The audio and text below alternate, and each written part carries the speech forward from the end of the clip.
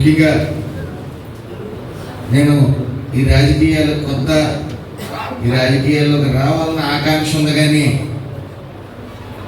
ఎవరి ద్వారా వెళ్ళాలని వెతుక్కున్న సమయంలో నన్ను ఫస్ట్ ప్రోత్సహించింది మరి ఎంపీ హరీష్ గారు.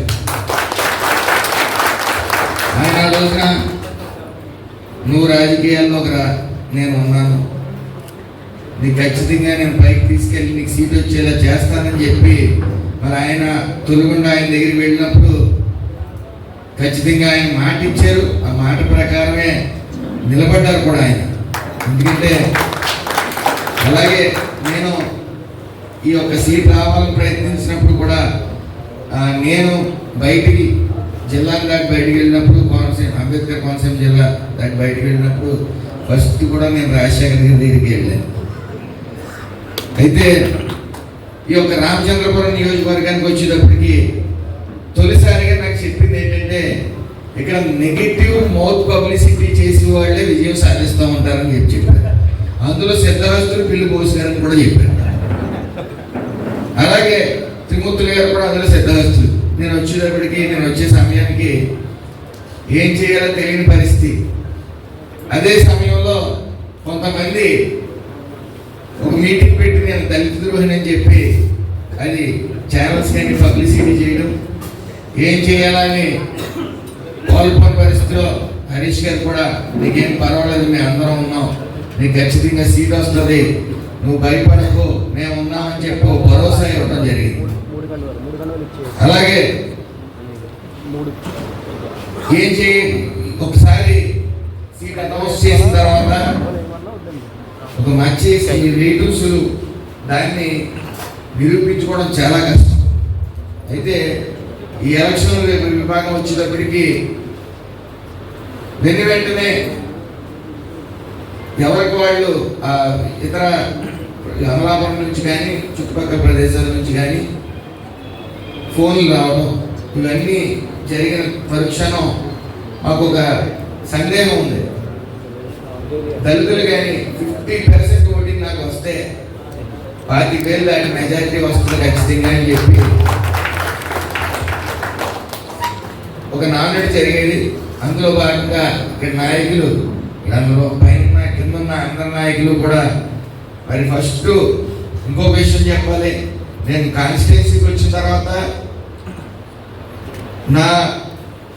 నాకు సీట్ అనౌన్స్ చేసిన తర్వాత ఫస్ట్ నాకు కూడా వెంట వచ్చింది మరి అరుణక్క ద్రాక్ష. ఫస్ట్ ఆవిడే ఆ పార్టీకి రిజైన్ చేసి నా సమక్షంలో ఆవిడ జాయిన్ అవ్వడం జరిగింది. మరి అలాగే మీటింగ్ దళిత సోదరులతో మీటింగ్ పెట్టినప్పుడు ఈ పెద్దలందరూ కూడా మీరు భరోసాగా ఉండండి, మేము అన్నీ కనుక్కున్నాం, మీకు ఇబ్బంది లేదని చెప్పి ఆ రోజు పెట్టినప్పుడు ఒక ఇంత టెన్షన్లోనే, అది కానీ ఫెయిల్యూర్ అయితే నా విజయం మీద ఖచ్చితంగా ప్రభావం జరుగుతుంది, ఇప్పుడు ఉంటుంది. మరి ఎలాగని చెప్పినప్పుడు కనీసం ఎవరు కూడా ఆలోచించకుండా మరి ఆ రోజు వేల కొద్ది సుమారు 10,000 మంది ఆ రోజున అక్కడికి హాజరయ్యి ఆ రోజే నా విజయం తథ్యం అని చెప్పి నిర్ణయించడం జరిగింది అందరూ కూడా. అలాగే కాటి సుబ్రహ్మణ్యం గారు ఆ రోజు ఇండిపెండెంట్గా పోటీ చేయడం జరిగింది. ఆయన కూడా వచ్చి నేను ఇండిపెండెంట్ అయినప్పటికీ మీకు వెన్నుముకగా నిలుస్తాను, మీ విజయాన్ని నేను పోరాడతాను ఎట్టి పరిస్థితుల్లో అని చెప్పి ఆయన మాట ఇచ్చి ఆ మాట ప్రకారం ఉంటాం. అలాగే ఆకుమతి చిన్న గారు కూడా నేను ఊళ్ళోకి వచ్చిన వెంటనే సోదరాన్ని గంట నేను ఉంటానని చెప్పి ఆయన చెప్పడం, సుమారు అందరూ కూడా ఇక్కడ స్వామి గారు కానీ రాజు ఇలాగ అందరూ దయచేసి ఎవరి పేర్లను మర్చిపోతే క్షమించాలి, అందరూ కూడా ఆ వెన్నంటూ ఉన్నారు. అలాగే గెలిచిన తర్వాత కూడా గుర్తించాలి, అందరూ కూడా గెలిచిన తర్వాత కూడా దళిత సోదరులు అందరూ కూడా దాన్ని పడుకోనట్లేదు, వాడు పడుకోవట్లేదు. అంటే నాయకులు ముఖ్యంగా సుబ్రహ్మణ్యం గారు కానీ, రవభూషణ్ కానీ, సురేష్ కానీ, రాజ్కుమార్ కానీ, వీళ్ళందరూ, అలాగే ముఖ్యంగా మన జనసేన అధినేత జనసేన ఇన్ఛార్జ్ బోలిశెట్టి చంద్రశేఖర్ గారు కూడా నేను చాలా మందికి సమాధానం చెప్పాలి, మీ వెంట రావాలంటే మీరేమిటో నాకు పూర్తిగా తెలియదు. నాకు సమయం కోరికలా కలిసి ఉండటం కూడా నాకు బాగా కలిసి వచ్చింది. అందరూ కూడా కలయికి చేదరించుకున్నారు, మీరు అందరూ ఆశీర్వదించారు. మరి అలాగే ఈరోజు పేరాబత్తుల రాజశేఖర్ గారు మోస్ట్ సీనియర్.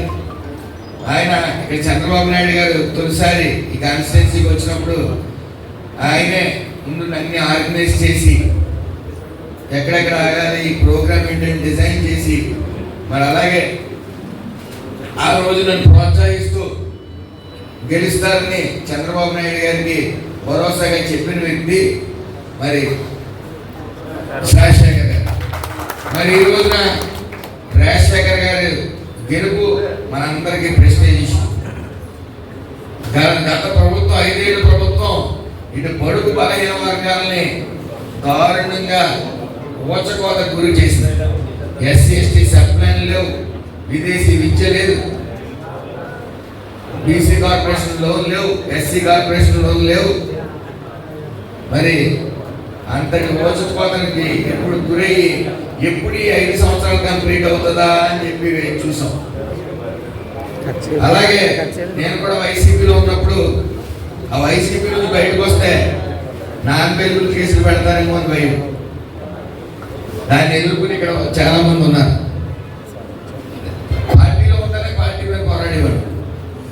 దానికి అనుగుణంగా 7 కేసులు గిఫ్ట్గా ఇచ్చారు. కాబట్టి అక్కడ ఉన్న చిన్న సౌకర్యం ఏంటంటే యాంటిసిపేటరీ వేయించుకోవడానికి చిన్న అవకాశం ఇస్తారు. పార్టీలో ఉన్నాం కాబట్టి అవకాశం కోసం జనవరి 20 తారీఖు వరకు వేచి చూసాం. ఏదేమన్నప్పటికీ ఈరోజు నేను గెలిచి 27,000 మెజార్టీతో ఉన్నానంటే ఆ రోజు కనీసం దళిత సామాజిక వర్గాల నుంచి ఒక 10,000 ఓట్లన్నా తెచ్చుకుంటే డిగ్రీ మార్జిన్లో నగ్గుతావు నువ్వు అని చెప్పే పరిస్థితి. మరి అలా కాకుండా 50% దాటి, అంటే బయట కూడా ఎస్సీ సామాజిక వర్గం దళిత సామాజిక వర్గం అంటే జగన్కి అనుకూలంగా ఉంటారనే కాదు. మరి అలాంటిది ఈసారి మరి ఈ యొక్క ఇద్దరు హేమాహీములు అక్కడ ఉన్నప్పటికీ ఒకవేళ ఓడిపోతే సుభాష్ మా పరిస్థితి ఏంటి, మొన్నటి మీద రెట్టింపు కేసులు వస్తాయి, ఇబ్బందులు పడిపోతాం అనుకున్న పరిస్థితుల్లో కూడా ఎవరు లెక్క చేయకుండా ఎవరు దోకం తిరగలే. ఓపెన్గా అవుట్ రైట్గా బయటకు వచ్చి అన్నిటిని తెగించి ఒక రకంగా నా కోసం, అంటే నేనేంటో పూర్తిగా తెలియదు. ఒకవేళ ఓడిపోతే ఈ సుభాష్ అనే వ్యక్తి అమలాపురం వెళ్ళిపోతాడు, తర్వాత మన పరిస్థితి ఏంటని ఆలోచించుకునే పరిస్థితి ఉన్నప్పటికీ లేదు. ఈ యొక్క వైసీపీ ప్రభుత్వాన్ని అనగదొక్కాలి, మళ్ళీ ఇది ఈ చరిత్రలో మళ్ళీ వైఎస్ఆర్సీపీ పార్టీ రాకూడదని కృషి చేసి మరి నా విజయానికి 27,000 మెజార్టీ రామచంద్రపురం నియోజకవర్గంలో కనీ విని ఎలాగ మెజార్టీ అందించిన మీ అందరికీ కూడా పేరు పేరున నమస్కారాలు తెలియజేస్తూ, అలాగే రాజశేఖర్ గారికి విజయం మనందరూ ప్రెస్టేజ్ ఇష్యూ. దళిత నాయకులు సోదరులందరూ కూడా నాకు ఫోన్ చేసి మేము వస్తాం, మేము మీటింగ్ పెడతాం, మీరు రండి, మేము ఓట్లు వేస్తామని. బహుశా ఇలాంటి మీటింగ్లు అరుదుగా జరుగుతూ ఉంటాయి. మరి మేము మీటింగ్ వేస్తాం, మేము ఓట్లు వేస్తాం, మీరు రండి అని పిలిచిన ఈ సభ్యులకి, దళిత నాయకులకి, దళిత సోదరులకి అందరికీ శిరస్సు వంచిన నమస్కారాలు తెలియజేస్తాం. అలాగే మరి పేరాబత్తుల రాజశేఖర్ గారు నిరంతరం పార్టీ కోసం శ్రమిస్తూ ఆయన చేతనైనంత సాయం ఎప్పుడు చేస్తూనే ఉంటారండి. నాకు తెలిసి పొలిటీషియన్స్కి మేము ఇక్కడ మాట్లాడుతూ ఉంటాం, ఎక్కడో ఆలోచిస్తూ ఉంటాం. అంటే ప్రెషర్ అలా ఉంటుంది ఏంటంటే ఇదిగో తోకనుకుంటే రేపు పొద్దున ప్రెషర్లో అదిగో పులి చూసాం, ఈ నా మీద ట్రోలింగ్ జరుగుతూనే ఉంది. నాకు వచ్చిన గుణపాఠం ఏంటంటే రాజకీయంలో పెద్ద అవగాహన లేకపోయినా మనం మన వాట్సాప్ కానీ ఈ ఫేస్బుక్లు కానీ ఆన్ చేసామా రాజకీయ నాయకుడు అనేవాడికి రాజకీయం చేయలేడు. కాబట్టి ఇది చూడటం మానేసిన తర్వాత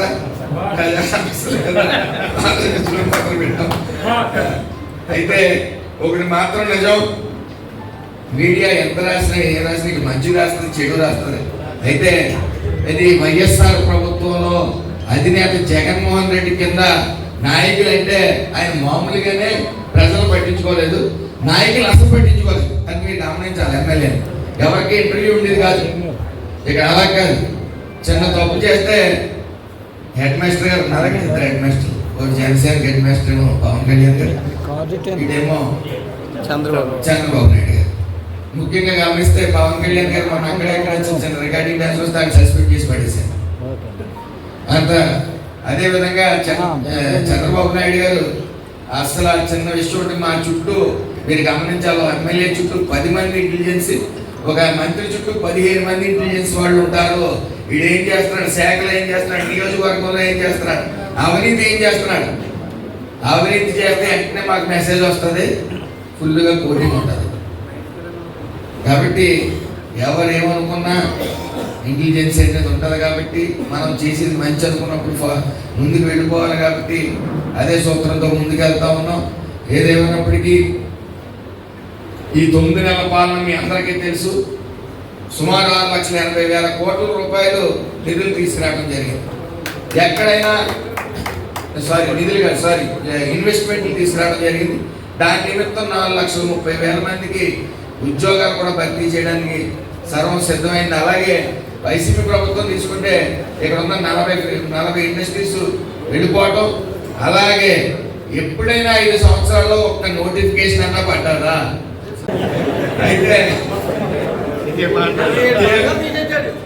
అయితే ఆ ప్రభుత్వానికి తగు రీతిలో బుద్ధి చెప్పారు, 11 సీట్లు ఇచ్చారు. అయినా సరే ఇంకా అతని వైఖరి మారలేదు. అతని వైఖరి మారదు కూడా. ఏదైతే లండన్ నుంచి మందులు తెచ్చుకున్నాడో అవి హెవీ డోస్ అయిపోవడం వల్ల పిచ్చి పిచ్చి మాటలు మాట్లాడుతూ ఉన్నాడు ఆయన. నిన్న చూశారు, ఈ వల్లభనేని వంశీ అందంగా ఉంటాడు, అవినాష్ రెడ్డి అందంగా ఉంటాడు, ఈడ్స్ వచ్చేస్తుంది, లేకపోతే అధికారులందరినీ బట్టలు తీసి నిలబెడుతుంది. అతనికి అదేమి కావో తెలియదు, బట్టలు చూసి ఏం చూస్తాడు ఆయన. అలాగే ఆ మగ పిచ్చి ఏంటో కూడా అర్థం అవట్లేక మీరు గమనించవలసింది ఏంటంటే ఆ ఏదైతే అతను మందులు వాడుతున్నాడో అది హై పవర్ అయిపోయింది. పరాకు మాటలు మాట్లాడుతున్నాడు. అందుకే నిన్న కూడా సూచించాం, భారతీ గారు తగు వైద్యం, సరైన వైద్యం చేస్తే ఆయన ఖచ్చితంగా కోలుకొని కనీసం ఈ అసెంబ్లీ కన్నా వచ్చి ముఖం చూపిస్తాడని ఆశిస్తా ఉన్నాం. ఎందుకంటే అటువంటి వ్యక్తి రాలేడు. ఎదురు వాళ్ళు ప్రశ్నలు అడిగే ప్రశ్నలు అతని దగ్గర సమాధానం ఉండవు కాబట్టి రావు. అతని గురించి ఎంత తక్కువ మాట్లాడుకుంటే అంత మంచిది. ఈసారి 93% పోలైన ఓట్లలో మనం వేరావత్తుల రాజశేఖర్ గారికి ఓట్లు మనం సాధించి తీరాలని చెప్పి మనస్ఫూర్తిగా కోరుకున్నాం. అలాగే కార్యకర్తలు అందరూ కూడా ఒక్కొక్క ఓటుని సుమారు ఈ రోజుకి 5-6 సార్లు కలిశారు. ఇంకా మన బాధ్యత అవ్వలేదు. మనం ఓటింగ్ చేయించుకోవాలి. దగ్గరగా ఉండి ఏదైతే దూర ప్రదేశాల్లో ఉన్నారో మన ఫ్రెండ్స్ కానీ ఆల్రెడీ లిస్ట్ ఇచ్చారు, వాళ్ళందరినీ తీసుకురావాల్సిన బాధ్యత మన మీద ఉంది. అలాగే ఇందాక రమభూషణ్ గారు 2014-19లో ఎస్సీ కార్పొరేషన్ లోన్ల గురించి కానీ కట్టి విధానం గురించి కానీ చెప్పడం జరిగింది. హరీష్ గారు కానీ నేను కానీ ప్రత్యేక శ్రద్ధ తీసుకుని దాని మీద మాట్లాడటం జరుగుతుంది. దానికి ఒక పరిష్కారం కూడా కనుగొనడం జరుగుతుందని చెప్పి మాటిస్తూ మరొకసారి ఈ యొక్క రాజశేఖర్ గారికి 1వ నెంబర్లో ఉన్నాను కాబట్టి అక్కడ 1 అనే నెంబర్ మాత్రం వేయండి. ఎందుకంటే గతంలో 10,000 ఇన్వాలిడ్ ఓట్లు వచ్చాయి ఈ ఎమ్మెల్సీ ఎలక్షన్స్. ఈసారి ఆ 10,000 కాదు, మనం ప్రతి ఓటు ఇంపార్టెంటే. ఎందుకంటే ఈ రాష్ట్రం 9 నెలల్లో ఎంత అభివృద్ధి చెందింది, దానికి అందరం కూడా ఆనందంగా ఉన్నామని తెలియజేసే గొప్ప అవకాశం మనకు వచ్చింది. కాబట్టి మరొకసారి మీ అందరినీ కూడా ప్రాధాన్యపడి అడుగుతా ఉన్నాం.